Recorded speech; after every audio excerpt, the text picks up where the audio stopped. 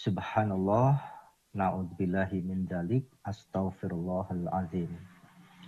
Penghinaan kepada Nabi besar kita yang tercinta terjadi kembali. Dan ini sebetulnya mengulang fragmen sejarah panjang penghinaan demi penghinaan. Dari satu masa ke masa berikutnya, dari satu generasi ke generasi berikutnya. Pertanyaannya adalah, kapan penghinaan ini bisa kita hentikan? Maka kita harus menjawabnya. Karena ini terjadi di zaman kita, di saat kita. Sahabat mitra dakwah yang dimuliakan oleh Allah Subhanahu wa Ta'ala. Kalau kita tengok dalam sejarah, penghinaan kepada Rasulullah itu memang pernah terjadi pada masa-masa awal bi'sah beliau. Beliau dikata-katai sebagai seorang penyihir, sebagai orang gila, majnun, seorang ahli nujum, dan lain sebagainya. Sampai manakala tidak ada julukan yang cocok untuk beliau, stigma yang cocok oleh beliau, akhirnya apa yang disampaikan oleh beliau, apa yang keluar dari mulut suci beliau, dikatakan sebagai sahirul bayan. Jadi penjelasannya, perkataannya menyihir orang. Jadi termasuk juga dijuluki dengan ahli sihir. Sahabat mitra dakwah yang dimuliakan oleh Allah Subhanahu wa Ta'ala. Itu terjadi di awal-awal bi'sah beliau diutus sebagai Nabi dan Rasul. Terutama setelah tahun ketiga diangkatnya beliau sebagai Nabi dan Rasul. Celaan, hinaan, itu terjadi bertubi-tubi. Nah, fase ini adalah fase dakwah. Fase dakwah sir menuju fase dakwah jahriyah. Dan sebagaimana fase dakwah, maka prioritasnya adalah menyadarkan kepada mereka. Hinaan kepada beliau tidak beliau rasakan. Selama hinaan itu tidak kepada Allah, tidak kepada agamanya. Hinaan kepada diri beliau, dan manakala beliau masih hidup, itu merupakan sikap prerogatif beliau. Memaafkan apa tidak memaafkan. Dan beliau pada waktu itu mementingkan agar dakwah ini tetap berjalan. Biarlah mungkin kalau dipakai pepatah terbaru begitu, biarlah anjing menggonggong, kafilah tetap berlalu.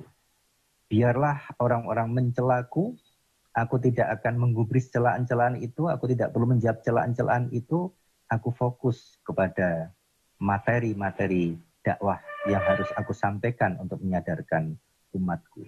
Itu dilakukan oleh beliau sampai dengan beliau hijrah ke Madinah. Begitu hijrah di Madinah, beliau sudah menjadi seorang penguasa. Islam juga sudah mendapat perlindungan, Islam sudah sangat eksis. Beliau mempunyai institusi negara yang lengkap, ya, dengan tentara dan lain sebagainya. Maka penghinaan kepada beliau ini suasananya sangat berbeda.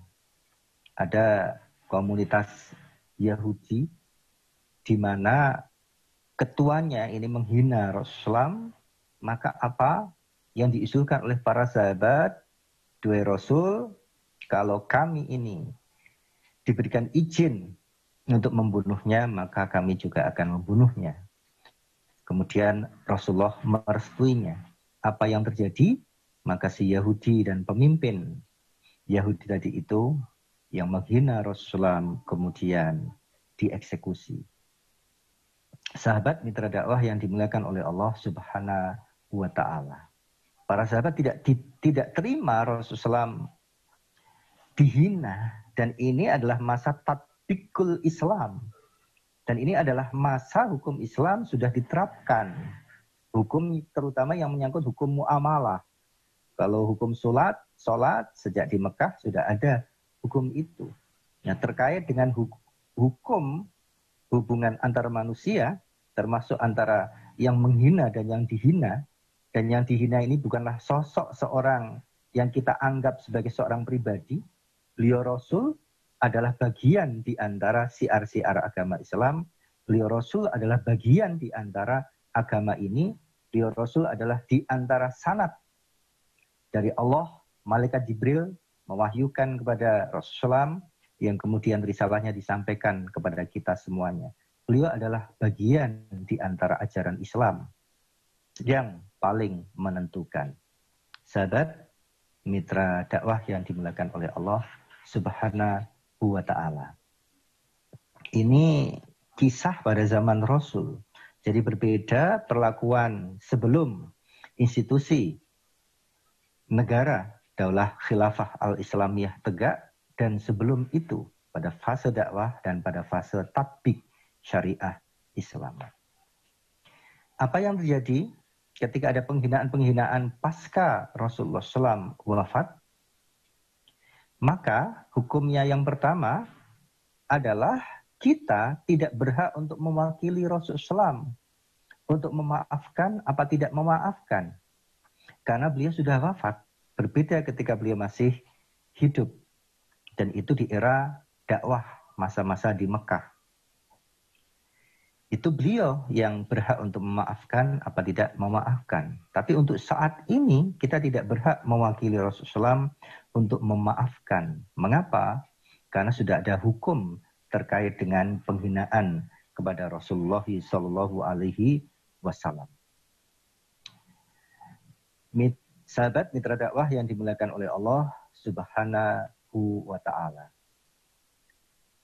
Manakala Prancis di era Utsmaniyah ingin mengadakan sebuah pertunjukan semacam drama di Kolosium yang dihadiri oleh sangat banyak orang, sudah woro-woro kemana-mana. Kemudian pengumumannya ini didengar oleh khalifah di Utsmaniyah pada waktu itu. Apa yang terjadi? Wazir beliau dikumpulkan, ada wazir pasa dan lain sebagainya. Kemudian disampaikan pendapat seorang khalifah terkait dengan masalah ini. Dan langsung diminta juga, saat itu juga kedutaan besar atau duta besar, Ambassador of France dari Prancis harus dihadirkan. Ya. Ketika duta besar Prancis ini datang ke istananya, dia menyangka dipanggil karena dia ada tamu tokoh Yahudi di kedutaannya. Dan itu merupakan hak daripada imunitas diplomasi ya. Hak imunitas diplomasi yang tidak bisa disentuh oleh negara lain. Itu merupakan hak prerogatif daripada negara Prancis untuk menerima siapa dan menolak siapa. Ketika duta besar Prancis ini mengatakan bahwa aku ada tamu, apakah gara-gara tamuku ini Paduka yang mulia memanggilku? Dijawab oleh Khalifah Utsmaniyah pada waktu itu, bukan. Itu persoalan kecil. Jangan menyangka engkau aku panggil gara-gara masalah kecil itu. Kamu saya panggil adalah karena masalah yang sangat besar. Tidakkah kau mendengar bahwa di negaramu akan diberlangsungkan sebuah pertunjukan drama kolosal yang menarasikan tentang Nabi kami, umat Islam, Nabi Agung. Dan di sana aku dengar ada adegan-adegan pelecehan dan penghinaan. Seraya dibanting koran di dadanya si duta besar ini, si khalifah mengancam. Kalau tidak dihentikan, maka yang akan terjadi adalah dilumatnya Prancis. Tidak hanya terputus sampai di sini kondisinya. Lebih lanjut lagi, Prancis mencoba untuk lobby-lobby. Memang di Prancis tidak dilakukan pertunjukan. Tapi kemudian lobby-lobby ke Inggris, pertunjukannya dialihkan ke Inggris. Sebagaimana yang kita ketahui, Inggris pada waktu itu adalah negara yang mempunyai power yang cukup luar biasa dan bisa dianggap mengimbangi Daulah Utsmaniyah. Akan tapi kemudian yang terjadi, si Khalifah juga menyampaikan ancamannya. Kalau sampai pertunjukan itu terjadi, maka aku akan membawa tentara ke sana. Akan aku lumat juga negeri Inggris itu. Yang terjadi kemudian bagaimana? Ternyata pertunjukan itu akhirnya dibatalkan. Itu ketika umat Islam ada di bawah naungan Al-Khilafah, yaitu ri'asatun amatun lil muslimina jami'ah, payung besar, kepemimpinan umum besar yang memayungi, yang melindungi seluruh kaum muslimin di dunia. Dan salah satu tugasnya adalah hifduddin, menjaga agama. Dan di antara penjagaan agamanya adalah menghentikan penghinaan pada sosok yang sangat kita sucikan, yang sangat kita agungkan, yaitu Rasulullah Shallallahu Alaihi Wasallam. Sahabat mitra dakwah yang dimuliakan oleh Allah Subhanahu Wa Taala. Lantas kemudian ketika penghinaan itu terjadi pasca runtuhnya khilafah, lantas seperti apa gambarannya? Penghinaan itu sepertinya tidak bisa dihentikan. Bertubi-tubi, berangsur-angsur, dan terus-menerus. Bahkan ketika kaum muslimin melakukan demo di mana-mana, ada peristiwa Charlie Hebdo, karikatur Nabi, digambarkan sosok Nabi seperti orang Arab yang memakai imamah di kepalanya, kemudian ada sumbu, peledak. Jadi digambarkan Nabi sebagai seorang teroris. Nabi juga pernah dikarikaturkan seperti binatang, babi, atau yang lain-lain.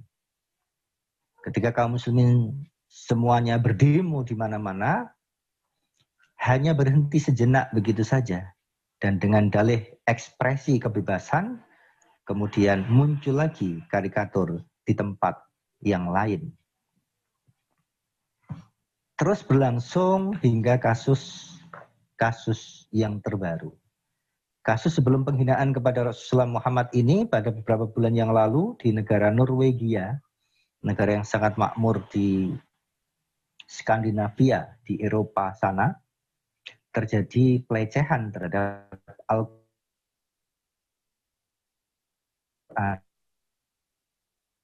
kita kepada Rasulullah Shallallahu Alaihi Wasallam.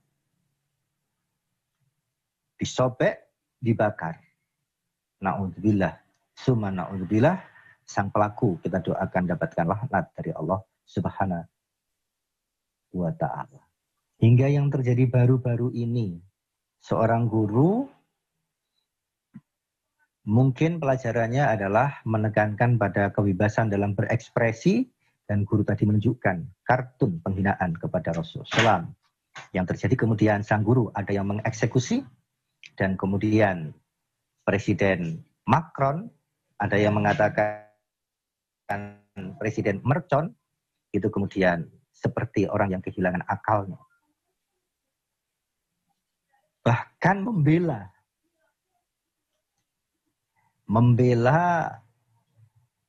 kebebasan dalam berekspresi, dan kemudian ditayangkan kartun ini tadi di sebuah tayangan media yang sangat luar biasa, menghebohkan dunia. Ketika kita melakukan aksi-aksi unjuk rasa, semuanya itu sebetulnya merupakan gerakan moral force, tekanan-tekanan moral.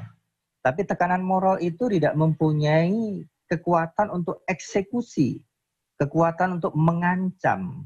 Itu hanya gerakan nilai, gerakan etika, gerakan moralitas.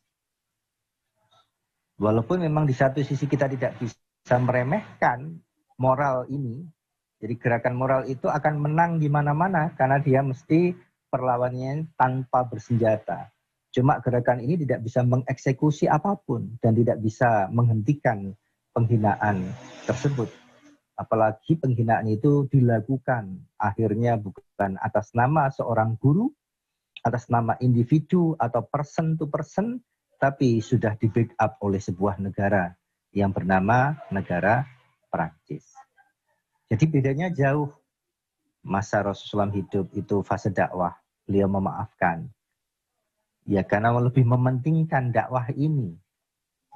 Agar beliau tidak menggubris pada penghinaan-penghinaan. Dan ini sebagaimana kita contoh sikap kita ketika kita dilecehkan, kepribadian kita dilecehkan. Ajaran-ajaran Islam yang kita usung dianggap menciderai negeri, memecah belah dan sebagainya, kita kan tidak menggubris itu semuanya. Yang penting kita tetap melakukan dakwah. Dan ternyata sebagian di antara anak negeri ini banyak yang kemudian tersadarkan oleh dakwah kita. Biarlah anjing menggonggong di mana-mana, yang penting dakwah tetap berlangsung.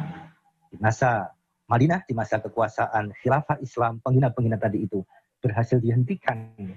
Walaupun di-backup oleh negara sekalipun, tapi sejak khilafah runtuh hingga saat ini, penghinaan-penghinaan bertubi-tubi belum berhasil kita hentikan sehenti-hentinya. Sahabat mitra dakwah yang dimuliakan oleh Allah Subhanahu wa Ta'ala. Di dalam sebuah kitab Asy-Syifa bi Ta'rifi Hukukil Mustafa,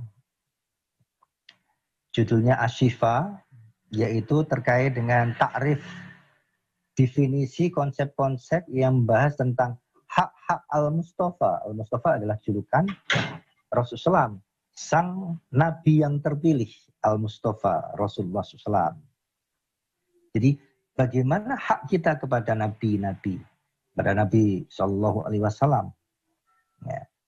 Yang pertama, hak Nabi itu wajib kita cintai, wajib kita imani, dan wajib kita taati, wajib kita at-ta'asi bi af'ali Rasul, mengikuti sunnah Rasulullah Sallallahu Alaihi Wasallam. Di dalam Sunan Imam Al-Bukhari disebutkan, la yu'minu ahadukum, tidaklah seorang di antara kalian dianggap beriman hatta akuna, hingga menjadikan diriku ahabba ilaihi, lebih ia cintai. Dari siapa saja? Nisbah lebih mencintai itu, lebih mencintai daripada orang tuanya, wa walidihi, wa waladihi, kepada anak-anaknya, dan lebih dia cintai dari manusia semuanya. Jadi cinta kita kepada Rasulullah harus melebihi cinta kita kepada apapun. Bahkan cinta kita kepada istri, cinta kita kepada orang tua, cinta kita kepada handetolan, pada sahabat-sahabat, misalnya pada sahabat-sahabat mitra dakwah semuanya, cinta kita kepada panjenengan semuanya, itu harus didedikasikan karena kita cinta. Dasarnya adalah cinta kita pada semua sahabat kita di mitra dakwah semuanya ini karena cinta kita kepada Rasul, karena cinta kita kepada Allah. Jadi aku cinta kepada panjenengan semua karena Allah dan karena Rasulullah SAW. Maka dari itu ikatan persahabatan di antara kita adalah ikatan akidah, ukhuwah, dakwah, dan senantiasa bihablillahi jami'a, berpegang teguh kepada ittisam bihablillah, berpegang teguh kepada tali Allah Subhanahu wa Ta'ala, yaitu syariatnya. Dan insya Allah ketika ada seorang sahabat bertanya,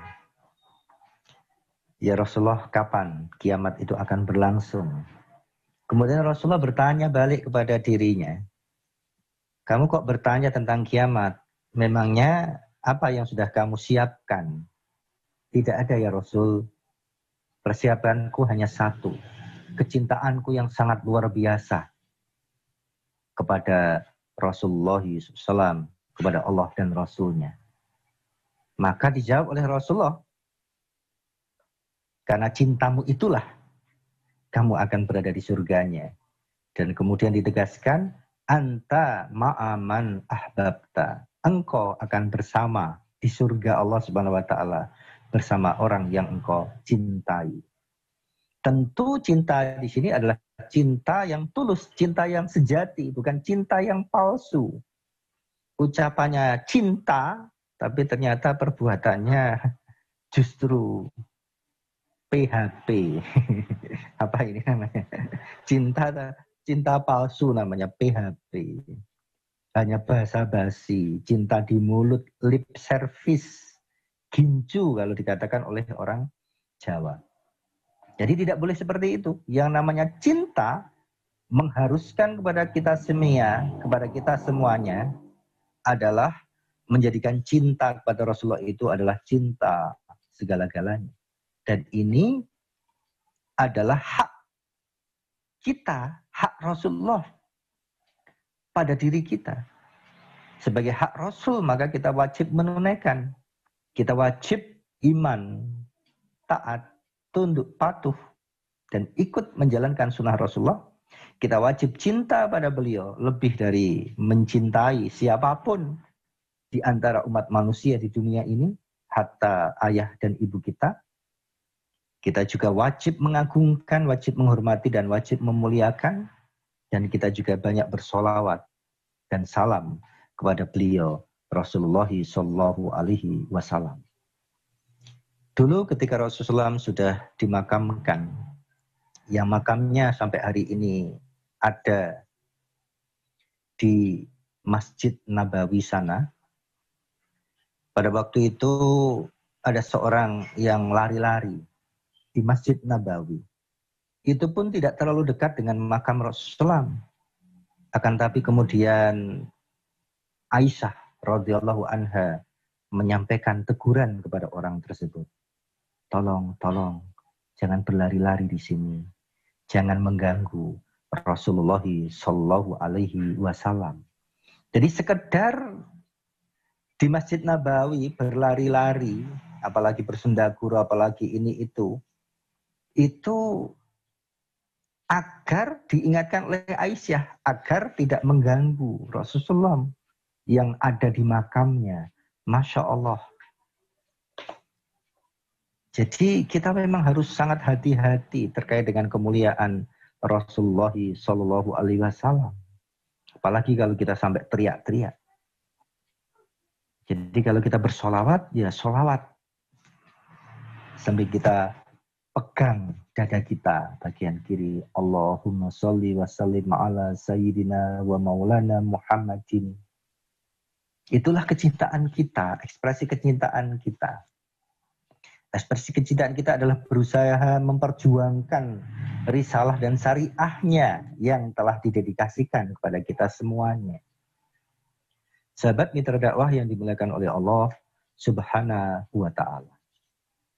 Suatu ketika Bilal bin Rabah sudah sangat lama bertahun-tahun tidak pernah mengalunkan azan. Setelah Rasulullah wafat, setiap beliau mau melafadzkan Asyhadu anna Muhammadar Rasulullah.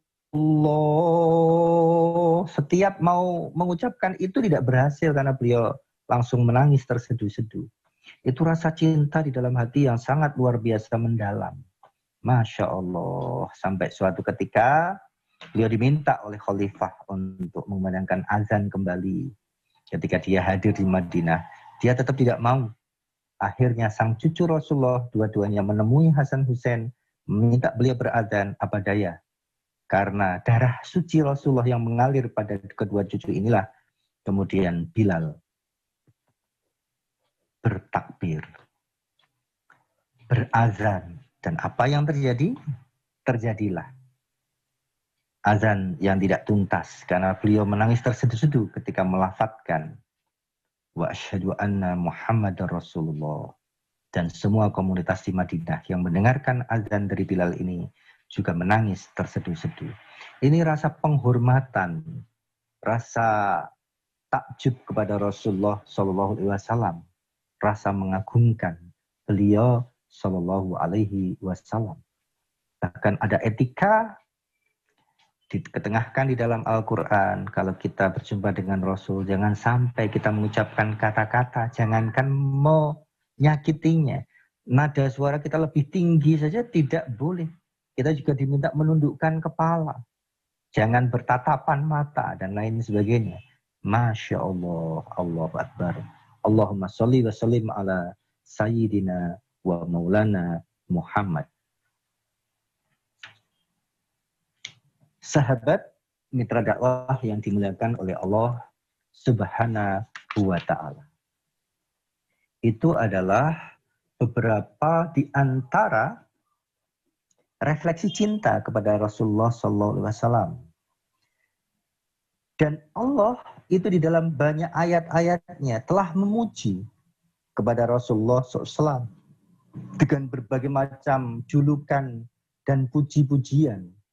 Bahkan sampai di puncak nihayatul mudah, puncak puja, puncak puji di antara hamba-hambanya yang paling dipuji-puji.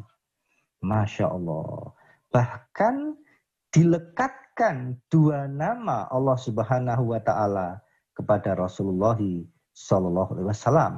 Tentu bukan kemahaannya, tapi ini adalah sifat-sifat Allah yang juga dilekatkan kepada diri Rasulullah SAW. Tentu sekali lagi bukan mahanya, tapi sangat atau palingnya.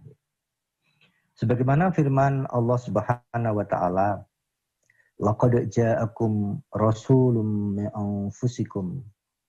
Sungguh telah datang seorang rasul di antara kalian dan dari kalangan kalian sendiri. Azizun alaihi ma'anittum. Sungguh derita kalian. Sungguh apa yang menimpa kalian itu sangat berat di sisi Rasulullah SAW. Jadi perasaan beliau demikian peka kepada kita, kepada umatnya, kepada kaumnya. Masya Allah. Tabarakallah, Allahu Akbar, Allahumma sholli wa sallim ala Sayyidina Muhammad. Jadi terasa berat semua yang engkau derita, semua yang ditimpakan kepada engkau, wahai umat. Jadi Rasulullah sampai merasa seperti itu. Nah, kita kadang terhadap tetangga yang kesusahan juga tidak punya empati, apalagi simpati, apalagi kita membantu. Kalau Rasulullah real, jadi perasaannya betul-betul sakit ketika melihat umatnya menderita. Harisun alaikum. Beliau demikian menginginkan keimanan kalian. Dan beliau sungguh menginginkan keselamatan kalian di dunia dan di akhirat. Maka dari itu, ketika beliau dilempari batu, dilecehkan sedemikian rupa sehingga beliau tidak melawan, tidak mempedulikan itu. Yang penting dakwah agar mereka beriman, agar mereka bersyariah, itu akan terjadi. Bahkan beliau mendoakan, jika tidak berhasil dakwah pada generasi ini, beliau berharap bahwa anak cucu kaum yang telah melempari itu suatu saat akan mengimani risalahnya. Dan semuanya akan diselamatkan oleh Allah Subhanahu wa Ta'ala fid dini wa dunya wal akhirah, di dunia maupun di akhirat. Sebagaimana warga Tabuk misalnya, sebagaimana warga di Syam misalnya, sebagaimana warga di tempat-tempat yang lain bagian dari Arab pada waktu itu. Bil mu'minina ra'ufur rahim. Ini ada dua sifat Allah yang dilekatkan. Ra'ufur rahim. Kalau Allah maha kasih sayang, maha welas asih, dan maha penyayang. Tapi Rasulullah dengan sifat yang dua ini, dengan dua nama ini, Rasulullah itu juga terhadap orang-orang yang beriman sangat-sangat welas asih, bukan maha welas asih. Kalau maha itu Allah Subhanahu wa taala.